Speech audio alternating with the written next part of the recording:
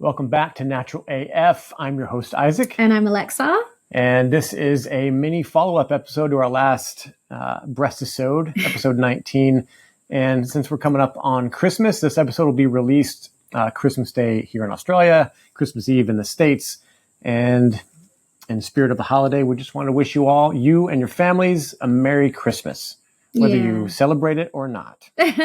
Yeah, well, it's funny. We got all dressed up just to do this intro, but we do take it as an opportunity to spend time with our loved ones, which is actually why Christmas is probably my favorite time of the year, because it's probably the only time where I can step back and take a break and just really be present with my family and friends and enjoy our time together without the distraction of work and phones and, you know, all the things that we are pretty bombarded with in our day-to-day. So, wishing you all a very Merry Christmas. And in this very short episode, I really just want to touch on some details that I forgot after releasing the episode and listening back to it. I realized that, it's really not fresh in my mind now that I'm almost 6 months post-op, and I did forget a few little details. So, just wanted to follow up, and we thought this will be a perfect opportunity because we understand lots of people are going to be with their family and friends at this time. Yeah, and in true holiday spirit, we didn't want you to miss out on the demon face that I forgot to zoom in on in the capsule from the implant. So I've got that cut together in this little mini-sode. Mm-hmm. So, and this has been a wild year restarting this podcast here in Australia and relaunching and rebranding Natural Art Form. And I just want to thank everyone who's supported our business and supported this show. And if you're new here, Natural Art Form is a business that I started that is focused on making simple, powerful, and pure products to replace things that are already out there. My first product was a pain relief cream. It's way better than most everything that's out there. It's way cleaner and handmade, and that's available in the US and Australia. And then we're also putting out a couple of different scents of deodorant, which is available here in Australia.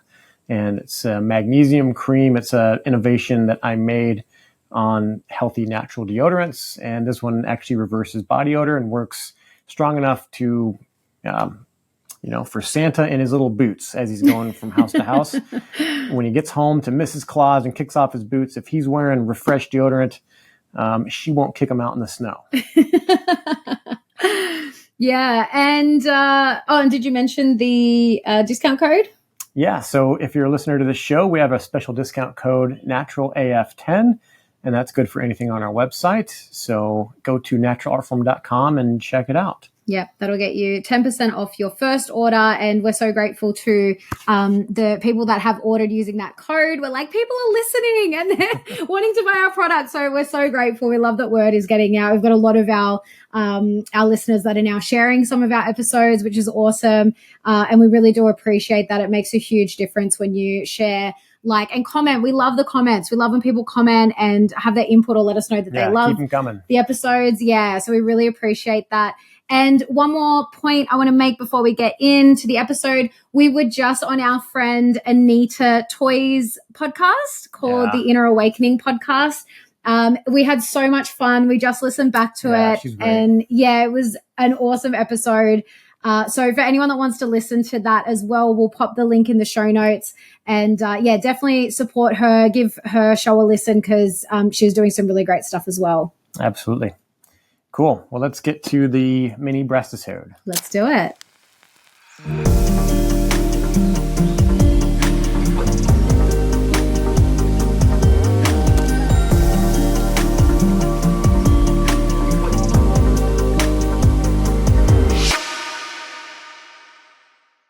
All right. So what did we miss last time? Well, first things first, actually, after we recorded the episode, way after, we were getting ready to get it out, and we took a photo of me holding my breast implants. Now, when we took them out of the box, the overwhelming smell of chemicals that are coming off these things, it was shocking. So it was too much to not share with you all. So. Yeah. So now I got these back after my surgery because my surgeon actually has an inkling that there might be some class action lawsuits in the future that may arise. Yeah. Just basically due to not getting true informed consent. So I've got them, they're sealed, but even just in there, so they're in it's double bagged. Then it's in one of these, and then that's in a styrofoam box. Just opening the styrofoam box, the smell is pungent. So you can smell it even through here, and it honestly smells. It kind of almost reminds me of chemically. When you walk past a nail salon and you kind of smell the fumes of chemicals, but even more it's more like almost like a metal shop though. It's horrible. Yeah, exactly. Yeah. So it reminds me of the silicone caulk gun, very similar chemically smell. Yeah. Shocking. It was pretty horrifying to get them out and just smell that and think that they were once in my body. Yeah. Not nice. Very glad that you got them out. Yeah. I know most guys would be like, why destroy the, it's more important than just the looks. It's knowing that something like that is signed off on by medical professionals and the FDA and all these authorities that claim to be have dominion over your health. They signed off on that. So, that's pretty horrible. That's not looking good for their track record of that's what I mind. kind of thought. I was like, I can't believe doctors just put this in and don't question that they're making people sick. Like it's pretty absurd. Literally, like you said, smells like nail salon chemicals. Like who wants that permanently installed in their body? Yeah, not good. So they should definitely show you them and let you really see what they're putting in. Yeah, absolutely. And I also did mention on the intro to the last episode that I was going to touch on how this can happen with any implanted medical device, and then I totally forgot to. So I just wanted to name that this can happen in terms of like the breast implant illness symptoms. And this is why I did also say in the episode, like, don't get too hung up on the terms. Like they call it breast implant illness just to sort of give it a name so that in the medical world, they know what they're looking at. But essentially it's just these things that are being put into your body are making you sick. And so it can actually happen with any implanted medical device. I actually did meet a woman who, when I was talking to her about my implants, said that she actually had very similar symptoms with a wire mesh that she had put into her abdomen after a hernia surgery. And I think she ended up having to get it taken out because it was making her really unwell. Yep. So essentially this can happen with anything, with screws, metal plates. They've already done a class action lawsuit against the wire mesh things. My uncle had that surgery years ago, and he researched it, and he was kind of nervous about having it done because that's the only answer kind of the only solution that doctors give you for something like that is like, well, we have to install this mesh, otherwise the hernia could reoccur. And and sometimes it's just a case of, like, we spoke to Alex Zek about this, and he's got screws in one of his shoulders. And, you do things at a certain point in your life, like me getting my implants, that, fast forward a decade later or so, you're like, I wish I knew what I know now because I wouldn't have done it. And sometimes it's just a case of it's there, it's going to stay there. And in some cases, like in terms of like screws in shoulders and things, a lot of the time they can't be taken out. And that's okay. It's just knowing what you're dealing with and just knowing that it's essentially causing inflammation, and then you can then treat it accordingly. And there's lots of natural stuff that you can do that topically and internally to just support your body if you are experiencing those symptoms, if you've got any implanted medical device in your body. Yeah. And we're not here making any medical recommendations. We're not really qualified to do so. But what I would do personally, this is just what I would do, is if I had, let's say, a knee surgery or something, and I had titanium pins and stuff, just listening to your body, if you do have some of the symptoms that Alexa mentioned in the previous episode, look at things like flaxseed oil. You can take capsules of it. You can just drink the oil straight. That's a really powerful anti-inflammatory. Do the natural route as much as you can, and help mitigate some of that stuff and help bring down the inflammation naturally. Turmeric, you can do your research on natural anti-inflammatories. But yeah, just wanted to say that there are natural things to do to help with this. There's always an answer. Yeah, definitely. So another thing that I kind of just glazed over, and then I realized afterwards, like, I guess people want to know what my health, the difference before and after. And I think I did say that there was a huge difference, but I didn't really go into how much my symptoms reduced. So when I went in for my consultation with my surgeon, she actually has you fill out a symptom checklist that gives you a symptom score. So my symptom score to begin with was only about 78, which is relatively low. Out of 100 or 70 out of? No, it's not. It's just there's like, no, not out of 100. It's just a score that's given.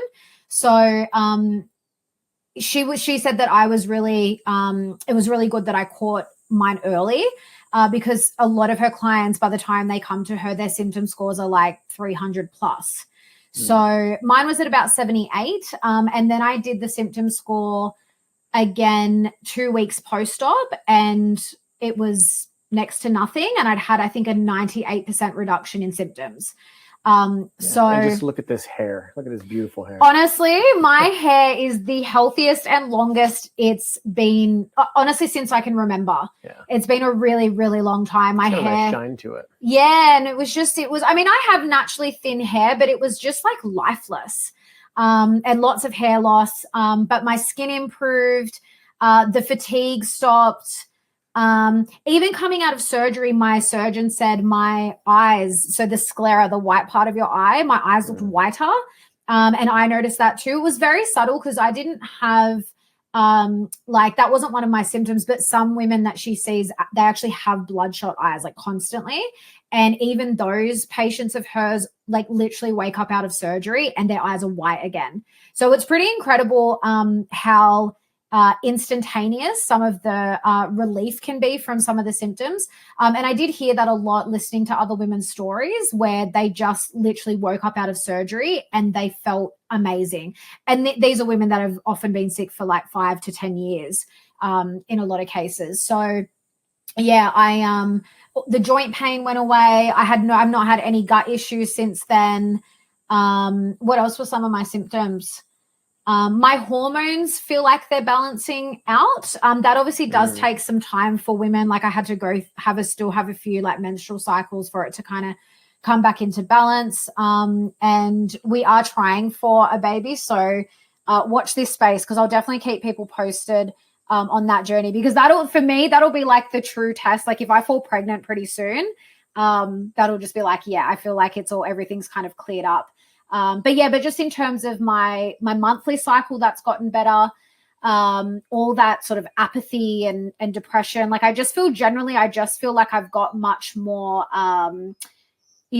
zest for life again, I would say. Like I've just that's naturally, so yeah. And I think like, and you tell people like, what have you experienced living with me, like before versus after?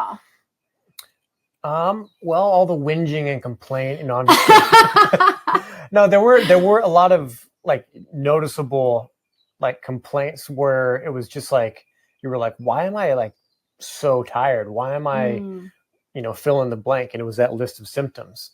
And that is, all of those things have noticeably gone down. And yeah, you're much more balanced. I mean, you weren't bad before, but I think you're much more happy now. And I think I was pretty bad before. I felt like the way I felt, it literally felt like, yeah, it's like night and day. Like that's what I mean. So just go through the symptoms and be like, oh yeah, these are all gone. It's like, but how it feels is it just doesn't even compare. One of the other things that just completely went straight away was the headaches. Remember, I would just have constant headaches, and I've never been one to get headaches, and they just stopped. And now when I do get a headache, and I think I mentioned this in the episode, I've kind of just gone back to normal where if I do have a headache, it's very obvious what it's from. It's like I'm either dehydrated or I'm just tired.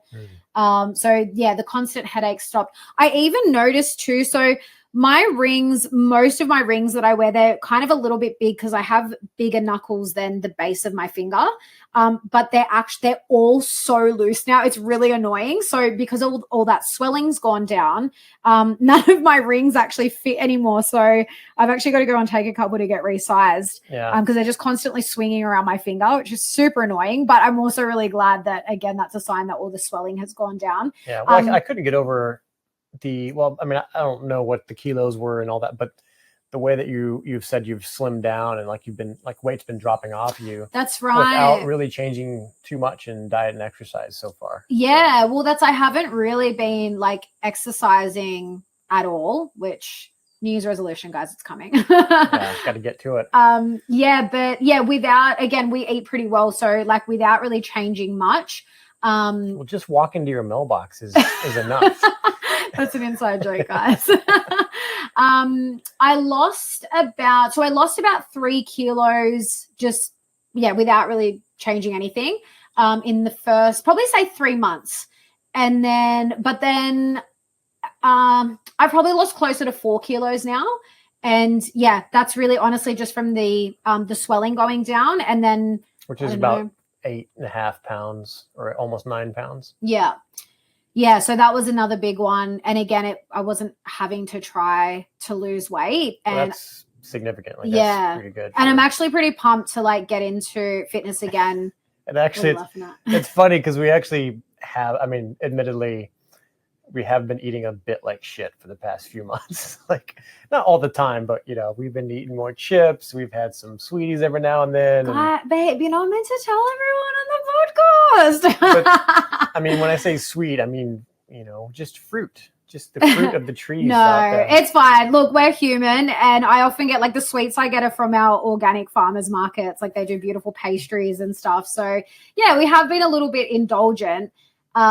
But I wouldn't say like but the amount of but the amount of like organic fresh produce that we eat all organic meat. Like that's the majority of our diet. Like that's the majority of the food that we eat. And the majority of everything is all like locally grown. Yeah. Everything's grass fed, organic, whatever. Yeah. Yeah. So full fart milk. We're only here for full farts. They want to have farts over there in England. They could keep it. So naturally lost weight, and I'm pretty keen to get back into fitness because I actually feel too like really listening to my body. Like about 3 months post-op was when my surgeon said I could start working out again and like using weights. And because I had a muscle repair as part of my surgery, I really couldn't use those muscles for like not at all for 6 weeks. And then even up to the 3 month mark, she said, just really go easy. Like don't do weights, don't work out too much. But even at the 3 month point, I remember kind of feeling like I wasn't ready. I still was a little bit swollen and my scars were kind of more tense, I would say, if that makes sense. But since doing my scar treatment with my bone therapist, that's really helped. And just actually in the last few weeks, I've really noticed, and even you can see it looking at them, but they've become more relaxed. And they're kind of just sitting more naturally and they're not, I feel like all the swelling's gone now. And now I'm actually at a point where I feel confident enough to, get into more strenuous exercise where I'm like using weights and, potentially like jumping up and down and that sort of thing. Whereas before I was kind of like, oh, I'm still scared. So, And you can imagine after, having the implant underneath the muscle and then now that's reattached to the rib cage basically. That's wild. That's like a big change in the way that you're going to feel when you actually start doing push-ups and whatever else. Definitely go slow coming back. Absolutely. Listen to your body. 100%. Listen to you, because I'm like there's some women my surgeon showed us this woman who I think like 6 months post-op, she was like, she'd been at the gym. She was ripped. She was doing Muay Thai. And she was like, boxing. And I was like, you go, girlfriend. But like for me, I didn't feel like I was ready for that. So just listen to your body, I would say. And then one of the huge things is like my clothes fit so much better. Like, remember when I got back home and I was just like, I can't wait to try my clothes on. And I was still quite swollen, so they were bigger. But especially now that they've fully relaxed and they're by no means like small, what most people would call small. But for me, I'm like, they're so small now. Like I love them. Because actually when I did my consultation, sorry, just to backtrack a bit, when I went in initially to get my surgery and have my implants put in, I told the surgeon that I just wanted double D. I said, I don't want any bigger than a double D. That was always what I was at my biggest. And and that is what will feel comfortable for me. He was like, yep. He assured me. And then I'm sure they were bigger, but I just never really noticed, because I think too, especially immediately after, especially in the first couple of years, I was just always kind of like, oh, I love my boobs. And I wasn't really too concerned about the size. But then as time went on, they were definitely always bigger than a double D. And then it wasn't until my explant surgeon assessed me, and she said, you've actually got like a G to H cup. And I was like, wow. And I hadn't been fitted for a bra like probably since my teen years. So I didn't actually know.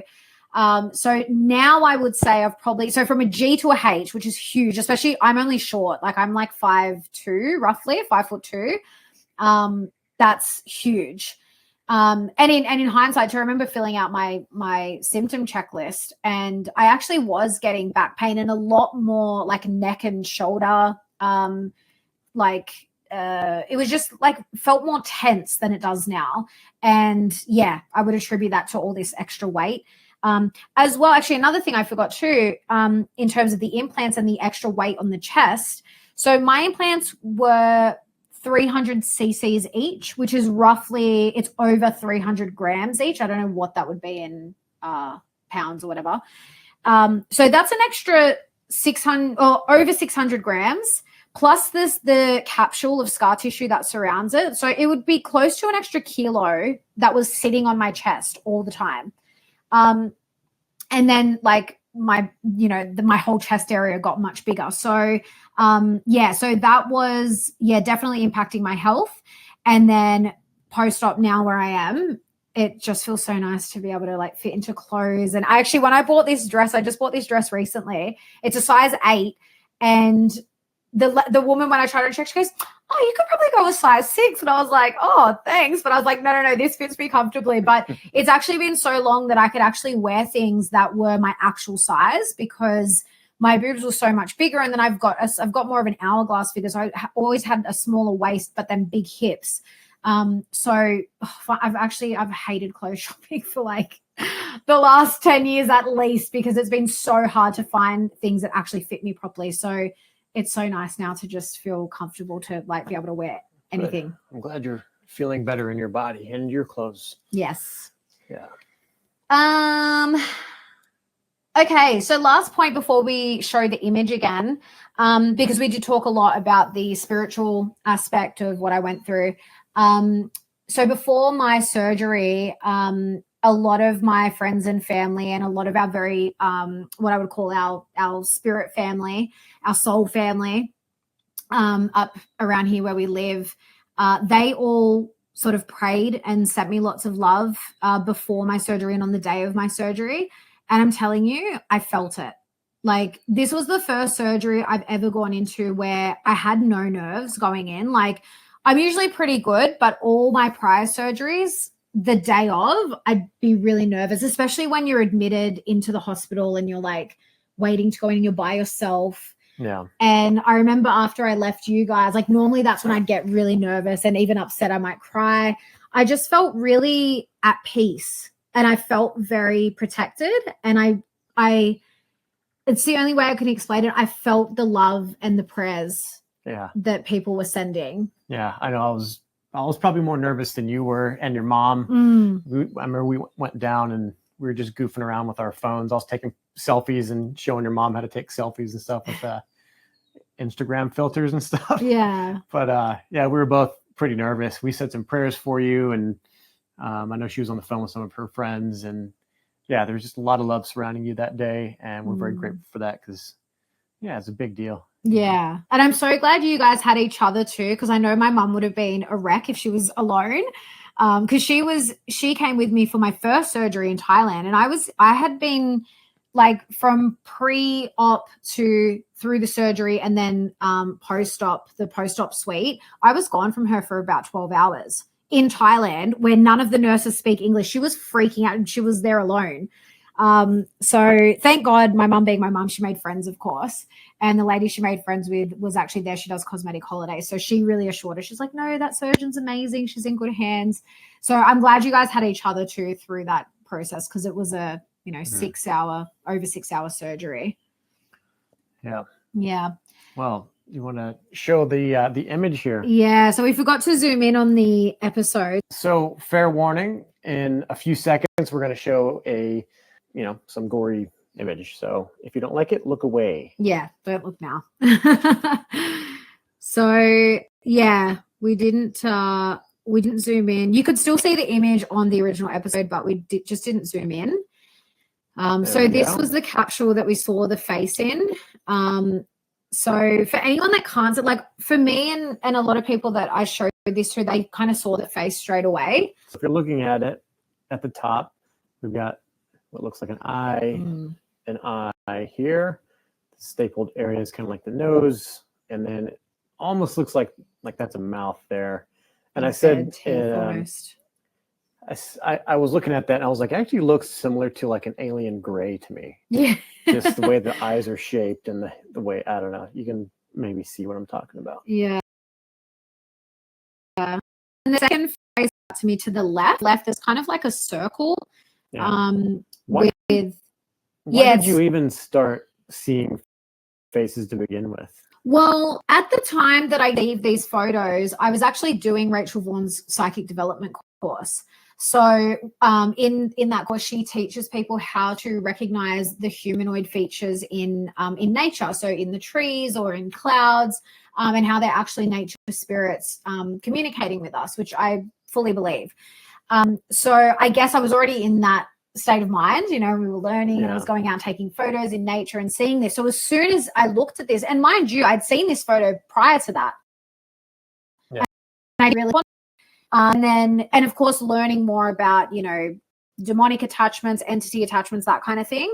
I saw this and I was like, wow, just so obvious to me. Yeah. And you sent this picture to Rachel. Do you remember what she said about this? Yeah, so she actually said that there are demons that are associated with self-mutilation, and that is 100% what I would say was at play, because at the end of the day, you're modifying your body. Like it is a form of self-mutilation. I know that sounds like a really harsh term, especially for people that may have implants and not agree with that notion. But for me, that definitely resonated because I do think that it's a form of self-mutilation. And well, even if it's not self-mutilation, just any voice that tells you you're not good enough, that you need to alter the way that you appear in drastic ways. And breast implants are very, very normal now, but it's still a surgery where you're put under. It takes several hours. You have a team of experts. They're putting something in your body. That's not a little thing. As common as it is, it's a drastic change to your appearance. And doing that because you don't feel like you look the way that you should, in my opinion, that's a place to look in the spiritual realm for healing, not anything on the external, physically. Absolutely. And, we talk about this a little bit, I think maybe in our episode coming up where we talk about entity attachments and things. And, my understanding of it is that they need a foothold, right? So in my case, my this feeling of not feeling good enough, especially in my body and feeling that towards my body, that was their foothold. And that's what I feel was then hijacked, was this this thought pattern of I'm not good enough. Well, that's the thing though. That was the core of it, was I'm not good enough, but they're not the things that I would tell myself. The things I would tell myself was I need to do this to look like this. I need to do this to feel better about myself. I was always externalizing that. Yeah. Obviously, because then I went and actually changed my physical body to help myself feel better about who I was. Yeah. So yeah, definitely something to be aware of and to look at. So I'm not just showing gory, photos for the sake of it. I just think that it's very interesting that, I've had this happen, but it can show up in so many different ways. And to me, that was just confirmation that whatever this thing was that was attached to me, there's part of that feels like it's been expelled. like just from taking the implants out. And I've done some work, you know, in the spirit and some energy work to clear that stuff as well. Yeah. I mean, you'll feel better for a while, but just settle what's going on at the core of that. If you're feeling inadequate anyway, and women aren't the only ones. Men definitely have that as well. There's a lot of men that are in the gyms lifting weights with that intention of, I need to be strong in order to feel this way, you know, in order to be this or whatever. And really get to know why you're feeling that way. Question what the intention is with that. Yeah. You know? And nothing against that. Like, I spend a lot of time in the gym. I'm all for people looking their best, feeling their best. And there is a measurable, real, tangible connection to being physically fit, being healthy, and feeling better about yourself. But I like to tell people that, because I believe in a creator God, and I believe that you are infinitely valuable just by being part of this creation, that you have this innate value and worth. And if you feel any separation from that, then moving inward to where you meet the creator is a great place to start remedying that. Yeah, I definitely went the very long way around to get to that. So I don't recommend that to people. However, if that's your journey, it's your journey. For me, there's no judgment for any woman that's gotten breast implants or anything like that. Obviously, exactly. Because at the end of the day, it does come down to, in that world, it does come down to informed consent. And I would say that the vast majority of women that get implants or have gotten implants in the past have not been given proper informed consent because they're not told that this is a risk. Yeah, that might even be probably the most pertinent thing, in my opinion, too, is my biggest concern is these doctors are not telling women what they're really in for. And in a way, I feel like that's deceptive. You know, I don't know if that would hold up in court, so maybe it doesn't matter, but it's just... Well, it will be interesting to see how the next sort of few years pan out, because a lot of women are now explanting and they're very aware of what breast implant illness is. There are doctors now that are researching this. My surgeon is one of them. So it will be very interesting to see if there are any class actions brought to the courts over this, over the issue of informed consent.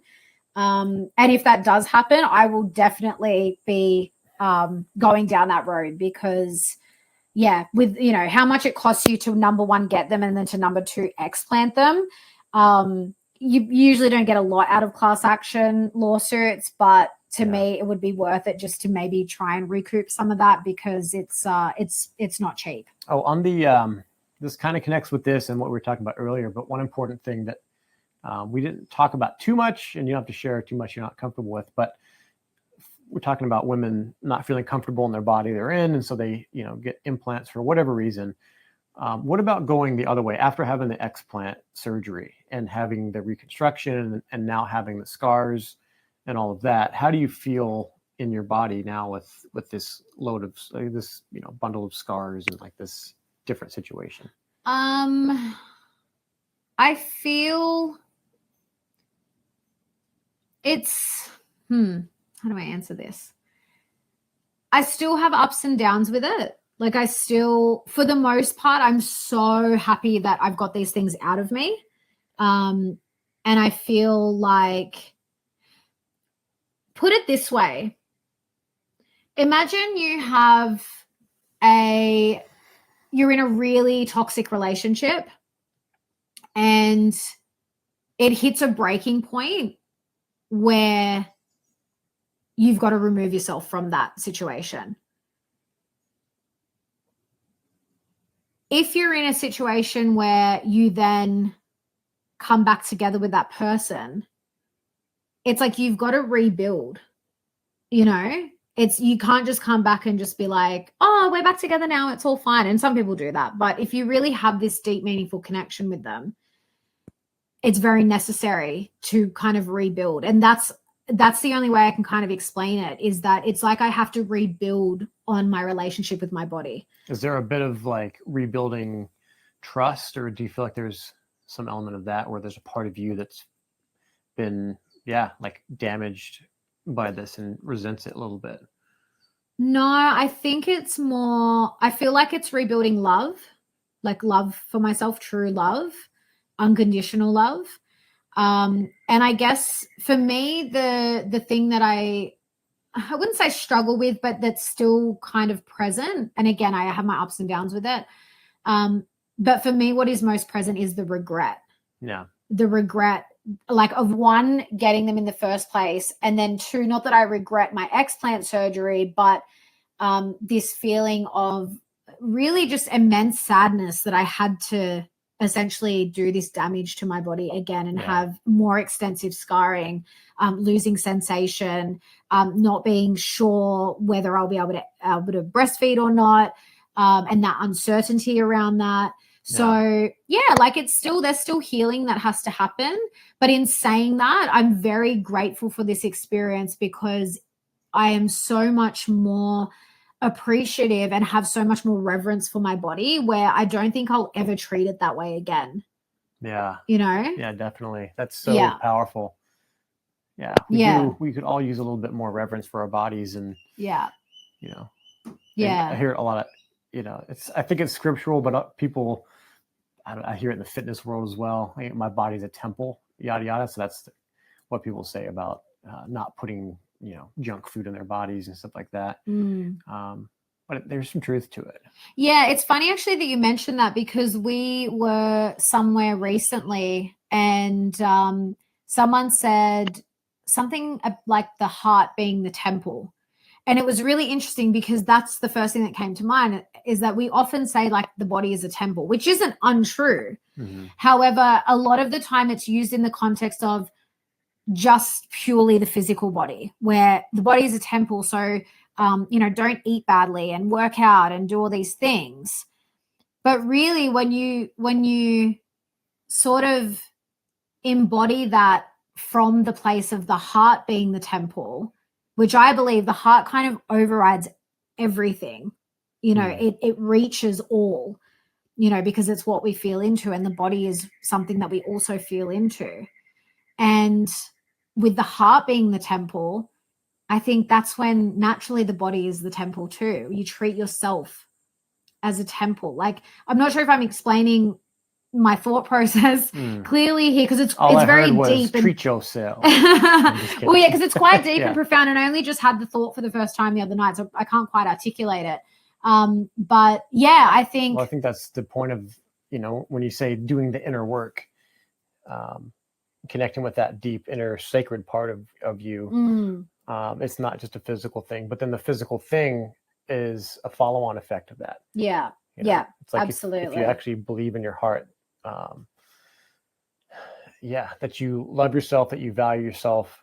I think one of the things that happens after that is you naturally just take care of your external environment. Yeah. Your body better, your organization in your room, your external world will start to reflect what is going on internally. Yeah, definitely. And that's a really good way to put it, because that's what I feel like. I feel like if I had treated my heart as the temple and just shown myself love, I never would have I never would have spoken badly to my body. I never would have hated my body. I never would have chosen to have this surgery done and alter my body. Yeah. So I think that's where it does start. It really needs to start in the heart. And I think really all things come back to this unconditional love that we are made of, in the image of God. That's what we're made of.